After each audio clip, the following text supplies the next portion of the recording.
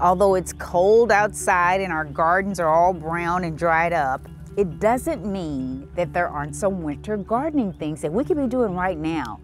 Amy Dismuke's horticulturist and who knows everything about outdoor gardening and winter gardening is what we're talking right now. Yeah, just a little bit of winter gardening. Everybody kind of holes up inside when it gets cold and wet, but this is actually a pretty unique time to get out and take care of some of those pain chores. Yes.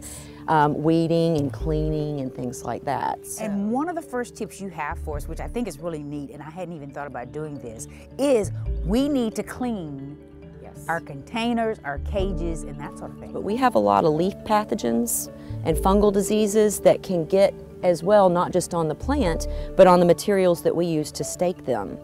So what I normally do is I just get one of these nifty little bins, fill it up with water, and add in your bleach. We just want to make sure that we dip and clean appropriately. So your pots and everything. Okay, and I do have several clay pots that I do need to clean. And so while you're cleaning your cages and that sort of thing, you're also recommending we take care of our gardening tools. Yes, that as well. We can actually get rid of a lot of this.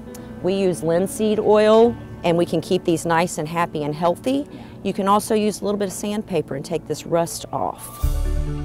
We think about weeds in the summertime and pulling them, but the soil is going to thaw and these guys actually come up much easier in nice, loose, wet soil. So we need to start weeding right now. I would. That's what I do. This is Star of Bethlehem, and this is a noxious weed, and it will spread once it gets into your lawn. It almost looks like a plant, though. It does. You've got to make sure and get the bulb out.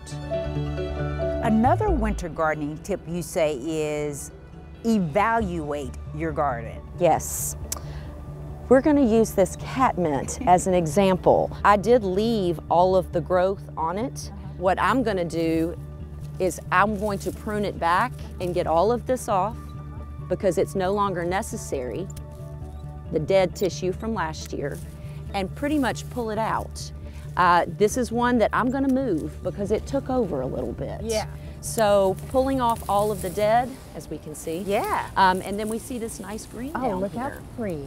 And so it will actually come back really good, but I'll probably give it just a little while longer to get past our freeze dates and then come and transplant this to an alternate location.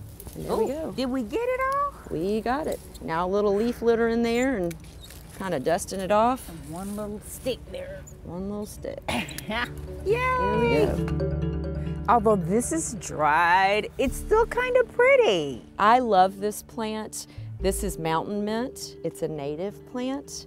So would you take this down at all? I would. You can see it's coming back up. Yeah. And these guys will sprout back up and it will flower and bloom again this next year.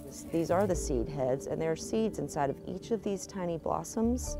They're teeny tiny. They are. So you can actually pinch them off, and what I've been doing is I just sprinkle them around in my box with the hopes that maybe this will come up a little bit more next year and it'll fill in. And you've got so many more great tips on your blog. The title is Winter Gardening.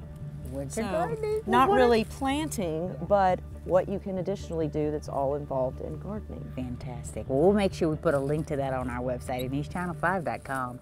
Happy winter gardening, everybody.